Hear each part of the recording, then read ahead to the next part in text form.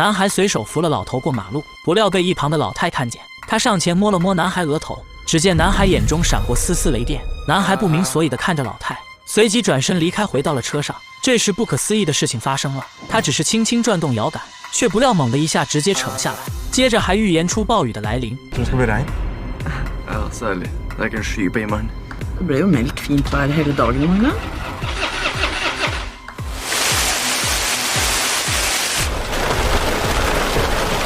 然而诡异的事情并没有结束，同桌的车轮被人给损坏，他却能徒手给硬掰回来。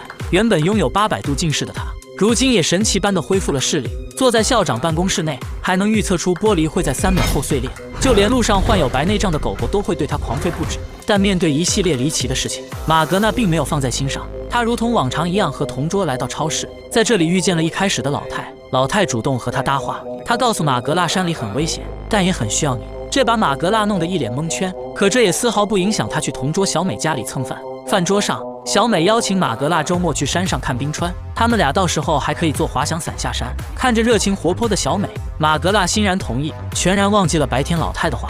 周末两人如期而至，来到山上，可就在过桥时，发现桥上挂着一块警示牌。他们意识到这是镇上富豪于图家族所挂，因为小镇周围大部分山头都是于图家族的。但两人并不打算就此放弃。马格纳轻轻一跃，带头跨过警示牌。但这时扫兴的事情发生了，马格纳收到妈妈出事的短信，他不得已先行回去。小美见状提出和他一起回去看看，可马格纳拒绝了，他不想为此打断小美的计划。于是两人分头向着目的地前进。但等马格纳赶回家中时，发现母亲正活蹦乱跳。原来短信是弟弟发来捉弄马格纳的。就这样，一场完美的约会被弟弟给破坏了。与此同时，小美也成功登上半山腰，并在这里发现一处洞穴。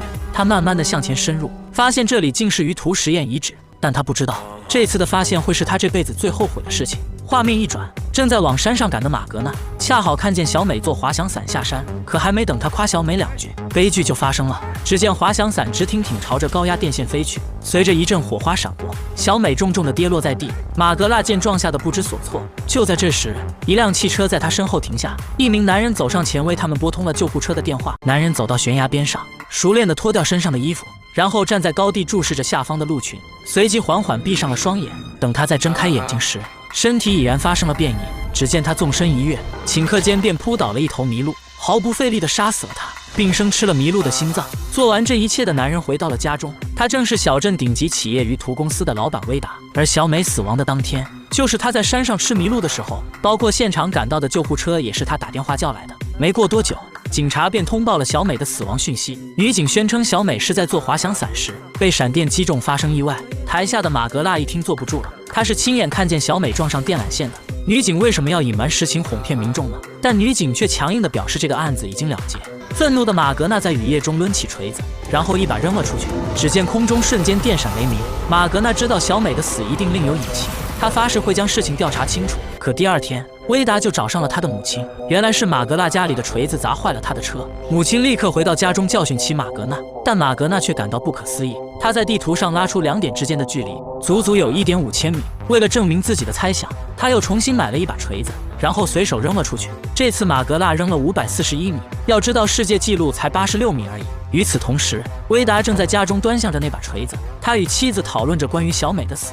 原来小美真的是威达杀死了。当时小美发现了他藏在山洞的秘密，不得已的他只能杀人灭口。可如今马格纳似乎怀疑到了他身上，不然这个锤子作何解释？而另一边的马格纳对这次的无心之举毫不知情。他找到小美的父亲，企图能在这里得到一些线索，但父亲认为他只是在胡闹。马格纳一怒之下将门口的汽车给推开，父亲一看，立刻将他带往屋内聊聊。于是他把小美生前收集的东西都给了马格纳看，无一例外，几乎全是和于图公司挂钩的报道。原来小镇近年来环境愈发糟糕，虽然于图公司疯狂澄清和他们无关，但小美却认为并非如此，所以他一直想扒出于图公司的黑料。马格纳也终于意识到小美的死和于图公司脱不了关系。第二天，马格纳返回家中，可刚打开家门，就发现屋内一片狼藉，这指定是被人给光顾过了。他和弟弟迅速找到附近最可疑的乞丐，但乞丐却说自己进去光顾时，里面就已经被人给翻过了，而自己当时恰好看见了那个人，他正是于图公司老板威达。马格纳闻言心中略感不安，他边走边玩着手机，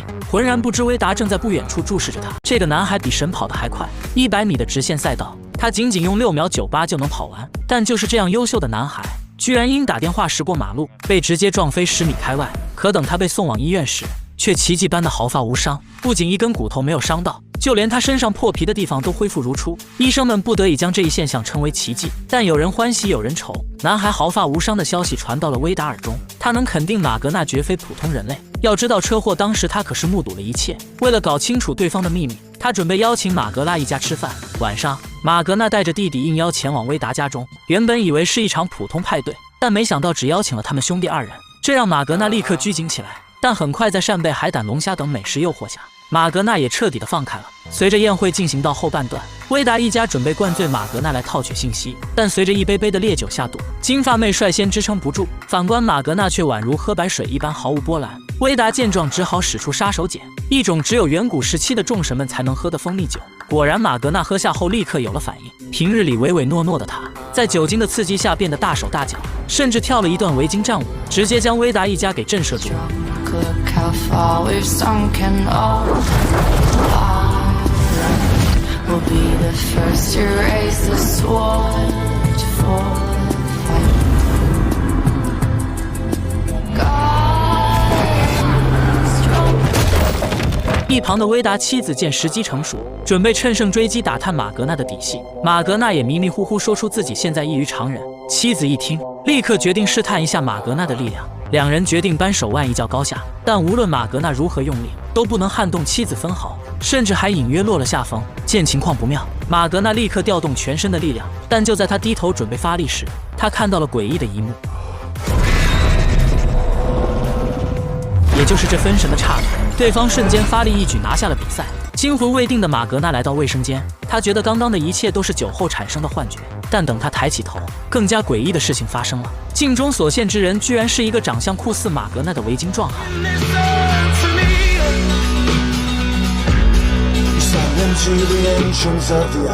男孩随手砸向大树，只见树干被打出大窟窿。伴随着他的最后一拳，一棵参天大树就这样轰然倒塌，而他却连一根毛都没掉。为了搞清楚身上的怪事，他开始在网上查询线索。在他看见老太划过雷神额头的图时，不禁联想到几天前自己的遭遇。他立刻前往超市找到摸他额头的老太，老太也很干脆的坦白：“你就是传说中雷神索尔的转世，自己帮你开天眼觉醒力量，是因为你的死敌巨人一族正破坏着生态环境，而马格纳你则需要去阻止他们。”这番话把马格纳给整懵了。巨人一族又是谁啊？当然是小镇富豪威达一家。自从他们上次试探过马格纳后，威达也能肯定他绝不是人类。但马格纳究竟是神还是巨人，这一点无法确定。于是他们动用关系，让马格纳所在的班级举行野外露营，届时再来试探他的身份。如果是同类，则皆大欢喜；反之，就地处决。然后营造出登山事故掩盖罪行。果然，马格纳刚刚走进营地，就被等候已久的威达拦截。他让马格纳帮他一起准备晚上的食材，但等他看见马格纳熟练的切肉手法时慌了，立刻开始步入了正题。威达将这一消息告诉了妻子，他们当即决定除掉马格纳。只见威达在大黑狗耳边小声嘀咕，随后黑狗便朝着马格纳的方向奔去。很快，一人一狗便在树林中相遇。这个顶级富豪手持匕首要去杀一个人，妻子想要拦他，还被反手打了一巴掌。妻子立刻拿起武器劝解男人。花了几千年才融入人类生活的他们，何必为了一个男孩亲自动手？他有无数种办法兵不血刃地解决男孩。原来在1天前，马格纳徒手反杀了他家的黑狗，并挑衅般的放在巨石上，所以男人才愤怒地想干掉对方。但在妻子的苦口婆心下，威达也冷静了下来。作为小镇上最有钱的人，他们有无数种方法让马格纳消失。于是警察便找上了马格纳。黑狗残忍的死法加上几天前他砸坏威达的车，警察开始怀疑他精神上出现了问题。虽然马格纳极力解释是黑狗先袭击他，但在场的人都不相信，其中包括他的母亲。为了保全儿子不被关进少管所，母亲带着马格纳与威达妻子谈判。鉴于马格纳是初犯，所以这次就不对他进行逮捕，但需要剥夺他一切能进行社交的工具。最后无奈且弱小的马格纳只能向权贵低头，本就孤僻内向的他也开始被同学孤立。这就是威达妻子的策略，由内而外的摧毁他。体育课结束后，金发妹来到他身旁，警告他不要妄图与我们对抗，并且还对马格纳进行了武力威胁。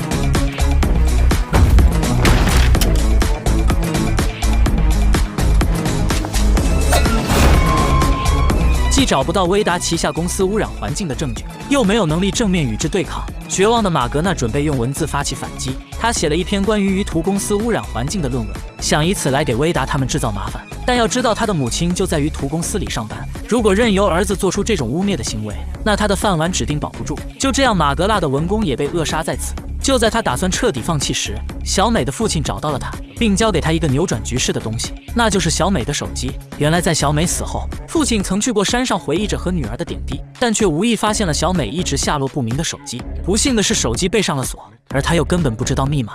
马格纳平时和小美关系比较好，所以想让她试试能不能解开。在等小美父亲走后，他回忆着小美曾和他说过的各种秘密，最终果然蒙对了密码。小美死前拍摄的视频与照片则展现在了他的面前，而这也是小美死亡的始因。他根据视频中的线索，在山上找到了鱼图公司的秘密仓库。在进入仓库后，成千上万桶的化学废料映入眼帘，而这些有毒物质随着冰川河流，正一同向着小镇涌入。马格纳知道这将是他扳倒威达一家最好的机会。这个男孩无意走进一个山洞，他打开洞中的大门，发现里面存放了上千桶化学废料，并且这些有毒物质还流进了小镇居民的饮用水中。男孩当即决定报警，但等他带着警察返回来时，却发现山洞的主人威达早已等候多时。威达甚至还主动打开大门，请众人进去。果然进去一看，这里哪还有所谓的化学废料，有的只是冰川融化后遗留的积水。难道马格纳之前看见的一切都是幻觉吗？很快，他污蔑鱼图公司的事情传遍了小镇，再加上他之前杀狗的事，学校决定不再收留他，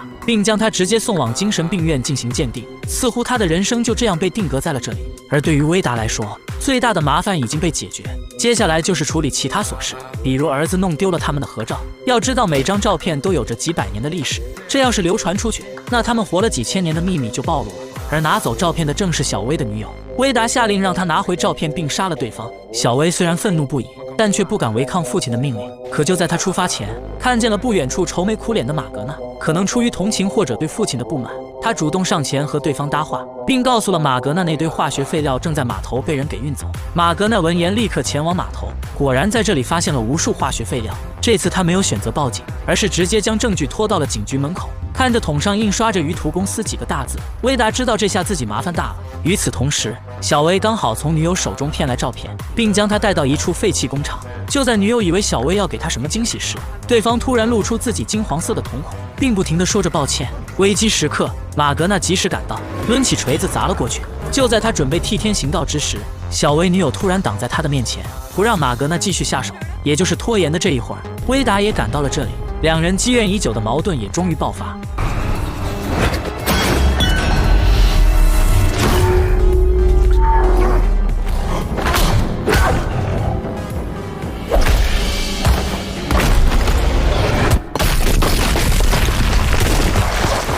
几个来回下来，马格纳根本打不动对方，反观威达只是轻轻一巴掌就将他打飞几十米远。强大的雷神就这样被按在地上摩擦，眼看马格纳就要被绝杀，愤怒的他直接高举双臂，无数条拳头粗细的闪电汇聚在他的双手，随后狠狠地砸了下来。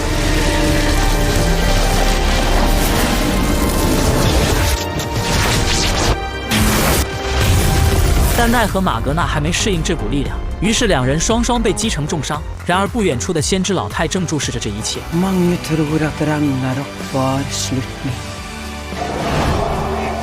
De tar feil. Det er hvor alt starter. 男孩只是双手一举，无数条闪电便汇聚在他的掌心，随着一声怒吼，闪电狠狠地劈在两人身上。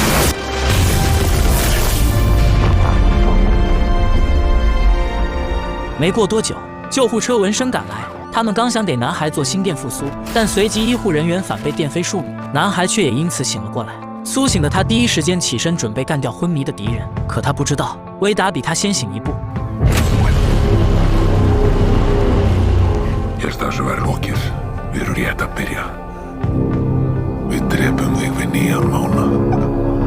马格纳立马挣脱束缚逃走，他跑到山上仰天长啸，因为他能感觉到头上的老鹰一直注视着他。随着他的抱怨，那只老鹰猛然调转方向朝他飞来，而马格纳脚下也发生了异变。一阵小龙卷过后，他被带到了幻境之中，面前一坨橙色泡泡浮出水面。等他抬起头时，先知老太已然出现在他的面前。老太告诉他，你现在的力量根本不足以与敌人抗衡，还需要更多的队友和雷神之锤。最重要的是别来找自己了，不然他将性命难保。说完，老太就吹了吹手掌的灰尘。马格纳立刻重新回到了山顶，可说了半天，马格纳都不知道队友和雷神锤在哪。他只好找到自己那瘦弱的弟弟。为了让弟弟相信自己是雷神，他现场演示了一波徒手掰弯棒球棒。但弟弟不仅不相信，还认为他脑子有问题。看样子队友是找不到了。马格纳决定先弄一把雷神锤，但要去哪里找呢？这天就在他和母亲去修车时，刚好看见厂房内的打磨机。一个奇妙的念头从他脑中蹦出，他决定自己打造一把锤子。他是雷神，那他不管用什么锤子肯定都可以。于是他上网查询雷神锤的样子，打算先画一个草图出来。可就在他作画时，母亲突然开口，让马格纳去桥上见他的神队友。而碰面暗号就是沃尔瓦女巫的预言书第1段。原来刚才母亲去超市购物，遇见了之前的先知老太，为了自身的安全，才让马格纳的母亲带话。虽然母亲觉得对方疯疯癫癫的，但好在还是如实的告诉了他。马格纳听后立刻夺门而出，在路上不停地翻阅预言书第1段的内容。虽然手机有点破，但丝毫不影响使用功能。可站在桥上的他根本不知道谁才是那个队友，于是他开始逢人就问，也因此闹了个大笑话。这男孩真是个疯子，用着破烂不堪的手机，站在大桥上不断地与路人疯狂搭讪。就在此时，一个黑妹推着老头迎面走来，男孩瞬间来了感觉。Valfar, du ønsket jeg ville fortelle det gamle budskap så best jeg minnes. 他就是男孩的第一个神队友。为了了解对方的能力，男孩将他带到自己的卧室，当即展示了一番他的神力。接下来便是轮到黑妹表演了。他们来到一场派对，只见黑妹直勾勾地盯着面前的男人。Du har veldig lyst til å hente en drink til meg. 然后男人居然真的照做了。没错，黑妹的超能力就是能够魅惑他人，这让马格纳高兴坏了。他带着黑妹来到修理厂，拿出自己画的雷神锤，想让老板帮忙打造一个，但老板开口就是5万块，没办法，只能让黑妹动手。很快，老板不仅愿意免费帮忙打造，还非要倒贴给他们5万块。然而，就在马格纳为大战前夕做着准备时，他的死敌巨人一族也在紧锣密鼓地筹备着。威达召开家族会议，打算集结全家灭了马格纳，但不料他的儿子小威却不愿意了。他现在只想和女友去过和平的生活。还没等威达缓过神来，国家环保局又找上了他。因为环境污染问题，他经营的鱼图企业将被正式立案调查。这下威达瞬间陷入四面楚歌之境。可造化弄人，马格纳的母亲居然找上了他，并告诉他马格纳的弟弟是他的亲儿子，这让事情瞬间有了转机。等马格纳回到家时，正好撞见两人有说有笑的从屋内走出。看见威达那挑衅般的笑容，他气得头发都掉了好几根。为了能够让弟弟为己所用，威达让他感受到了从没拥有过的父爱。看时机成熟后，威达就准备激活弟弟体内巨人族的血脉。他诱惑弟弟吃下麋鹿的心脏，喝下代表力量的蜂蜜酒。在一阵记忆闪回后，弟弟彻底觉醒了巨人血脉。随即威达一把将他拉到火堆处，想让他明白自己现在已经不是普通人类，任何凡间的武器都不能对他造成伤害。看着手上迅速恢复的伤口，弟弟还是显得不敢相信。直到他在镜子里看见了上古时期的样子，一股优越感油然而生。诡计之神洛基正式回归。第二天，洛基迫不及待地给哥哥展示他的不死之身。就在马格纳认为他已经站在威达那边时，洛基却掏出了威达家中的钥匙，表示他会永远地站在马格纳这边。可他们不知道，这把钥匙会带来多大的麻烦。男孩拿起石台上的大锤，随即后退了几步，做出蓄力的姿势，然后猛地一下扔了出去。只见锤子眨眼就飞出了千米之外。接着男孩做出召回的动作，想将其操控回来。但几分钟过去了，场面一度的安静，两人只好顺着刚才的轨迹走下山去。终于在3000多米外找到了那把大锤。身为雷神的他为什么不能操控锤子呢？带着心中的疑惑，他找到先知老太，给对方看了自己的战锤。老太却说雷神锤是上古世界威力最大的武器，可不是你花9块9就能打造出来的。但有一团火焰从上古时代燃烧至今，晚上到山上去找他，到时候会告诉马格纳应该怎么做。刚说完，老太就感觉到有人在监视他们。马格纳一个扭头的功夫，老太就消失得无影无踪。晚上老太刚走到山脚，一名女人就拦住了他的去路。他知道自己要倒霉了。只见老太低头亲了一下项链，竟然就变成了一只老鹰。可女人并不打算就此放过他，抬手举起上古神弓，只用了一剑便成功刺穿老鹰。身受重伤的老太重新变回了人身。她强撑着回到了疗养院，将刚才那串项链交给了一名独眼男。等马格纳赶到时，老太已经没有了生命迹象，随后在他的注视下化成了一滩灰烬。愤怒的马格纳找到威达妻子，但在不明真相的群众眼里，就是一名强壮的少年在欺负家庭妇女。好在黑妹及时赶到，带走了马格纳。还没等他平复下来心情，他的弟弟又告诉他，威达帮他激活巨人族血脉的事情，说着还演示了一波自己超强的恢复能力。就在马格纳以为弟弟洛基也站在敌人的战线时，洛基却掏出自己骗来的威达家钥匙，并说出那团永不熄灭的火就在威达家。两兄弟微微一笑，顿时有了主意。他们悄悄潜入到威达家中，将自制的雷神锤放进这团火焰里。但半小时过去了，锤子却没有任何的反应。就在两人准备研究一下时，威达赶了回来。他看见了那把大锤，顿时明白洛基背叛了自己。就在他准备弄死这个叛徒儿子时，马格纳站了出来。威达深知自己无法一打二，只能愤怒地将他们赶走。与此同时，疗养院里神志不清的老头正摆弄着项链，手忙脚乱中还给戴上了脖子。老头顿时打了个激灵，顷刻间他仿佛换了个人一样。众神之王奥丁正式回归，很快所有已经苏醒的神明都被奥丁传呼过来，其中也包括了马格纳和洛基。但奥丁并不欢迎洛基的加入，因为他骨子里流着巨人族的血，并且他那诡计之神的名号不是白叫的。就这样，洛基成为孤家寡人一个。医院走廊上，他看着奥丁的血液，脑中顿时窜出一个奇思妙想：如果他的血和奥丁的血相融合，那他能否成为更强的存在？随即他将奥丁的血注射到自己体内，他要变强，强到让奥丁后悔这般对待他。男孩只是注射了奥丁的血液，不料肚子却瞬间大了起来，看起来宛如怀孕几个月的样子。医生见状也被吓坏了，他们连忙给男孩做超声检查，发现他肚子里的确有小生命，但看起来似乎是一条蛇。随着医生的深入检查，那条蛇开始不断的扭动，男孩瞬间疼得嗷嗷作响。没办法，众人只能立即为他做开刀手术。最终那条蛇被取了出来，护士原本打算将它捐给科学研究院，但洛基不同意，这是他的东西，他要自己处理。康复后的洛基找到了父亲，因为奥丁对他的排斥，洛基只能再次投靠父亲的阵营。可威达这辈子最痛恨的就是背叛，哪怕这个人是亲儿子也不行。他拿起上古神斧，准备给洛基一点教训。危急关头，马格纳及时赶到，他不允许任何人伤害自己弟弟，于是两人就这样打了起来。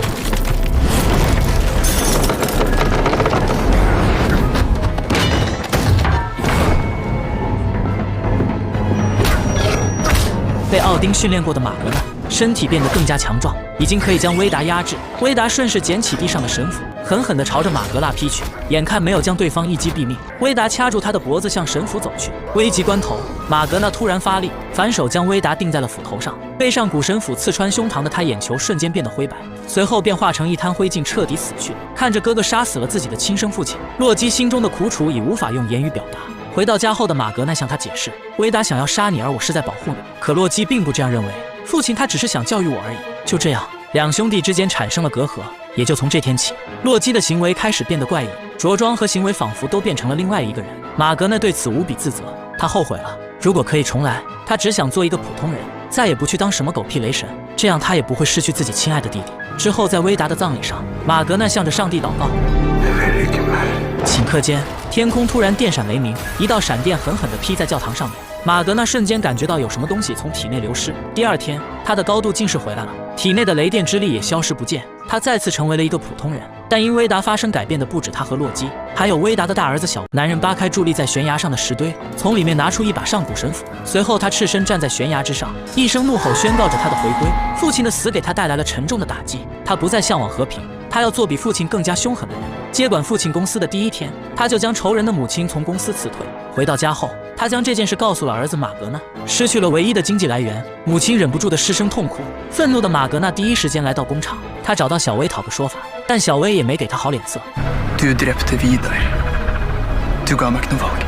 气愤的马格纳一把抓起他的领袖，可失去雷神之力的他太瘦弱了。小薇似乎也察觉到了他的虚弱，反手就将马格纳按在了车窗上，并狠狠地羞辱了他。不再是雷神的他，宛如蝼蚁一般弱小。小薇甚至提不起杀他的兴趣。失魂落魄的马格纳回到家中，洛基知道哥哥没有了神力，清楚他不可能再参与到巨人与神明之间的战争，于是选择原谅了他。但他们不找麻烦，不代表麻烦不会找上门。因为威达的死，小薇决定扛起一家之主的大旗，可姐姐却不愿意。她也想当家族的掌权者。她低眉向着母亲求助，可不料母亲居然站在小薇那边。于是金发妹想到了洛基，虽然他是威达的私生子，但也有家族事务的投票权。她驱车找到洛基，以工厂钥匙为交换得到他的支持。很快来到了家族表决日，可就在举手投票前，小薇用更诱人的利益策反了洛基，于是洛基便选择了弃权。但就在他刚到家时，小薇的母亲竟然跟了过来。原来他一直认为洛基会威胁到小薇的地位，所以他要杀了对方以绝后患。就在他要捏爆洛基脑袋时，马格纳刚好回来，他立马出声阻止了对方，但失去雷神之力的他宛如一只蝼蚁。危急关头，马格纳的母亲回来了，为了不暴露自己的身份，他只能罢手离开。看着主动找上门的麻烦，马格纳知道自己必须恢复神力。他找到奥丁，想要重新获得神力。奥丁告诉他，只有找到雷神锤，你才能恢复神力，而所需要的一切条件都给马格纳准备好了。现在只需要从洛基手上拿到工厂钥匙就行。于是他只好以要去工厂拉条幅抗议为由，从洛基手上骗来了钥匙。拿到钥匙的他，在队友的陪同下潜入了工厂，终于在工厂下面的暗道内找到了那团永恒之火。如何打造一把雷神之锤？先将一块稀有的矿物质放在永恒之火中，在到达最理想的温度后，就可以进行击打铸型，然后再放入一根上古羽毛，最后加入一支弑神之剑。接下来只需要不断的锤炼，很快锤身就已成型。在矮人族的最后一击下，让人闻风丧胆的雷神之锤就此诞生。第二天，男孩想尝试一下战锤的威力，他使劲地扔了出去，只见锤子直勾勾地飞了5米不到。男孩不信邪，说好有了战锤就恢复神力呢。他再次拿起锤子，咬牙切齿地扔了出去，这次足足飞了有6米。他实在不敢相信这一事实，失魂落魄的他回到家中，对着战锤喃喃自语。突然他听见一阵撞击声，循着声音他来到了弟弟的房间，在这里看见了类似鱼缸的东西。这时一只长得像蛇的虫子突然窜出，它不仅有强大的吸附能力，还非常灵性般的对着马格纳笑，这可把他给看呆了。就在此时，外面突然狂风大作，电闪雷鸣，他急忙回房关上窗子，但床下的战锤竟无故的开始震动。他缓缓地拿起战锤，一股神秘力量顿时在他体内环绕。就在他准备出门捣鼓一番时，弟弟洛基看见了这一幕，他瞬间明白哥哥骗自己拿工厂钥匙的目的，并不是去拉条幅抗议，而是用里面的永恒之火锻造了雷神锤。两兄弟的感情再一次出现了裂痕，但马格纳现在根本无心解释，因为手里的锤子正不停地呼唤着他。他来到屋外，高举战锤，召唤出了久违的雷电。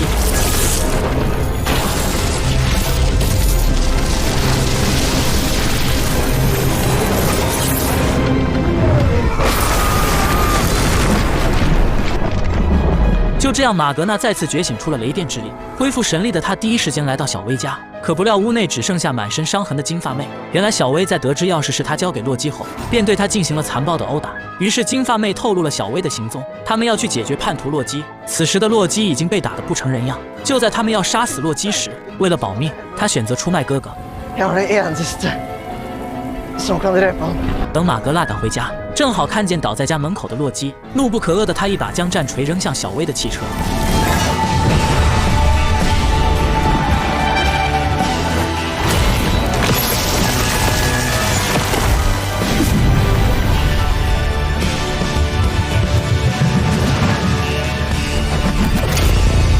就在他准备追击时，洛基发出了呻吟，他连忙上去抱起弟弟，为自己的行为向他道歉，但洛基却并没有回答他。几天后，洛基将那条蛇带到湖边，在十分不舍地和他告别后，便将它放进湖中。但谁也不会知道，这条蛇将会是未来最强的怪物之一耶梦加德，而他生命中的宿敌正是洛基的哥哥雷神。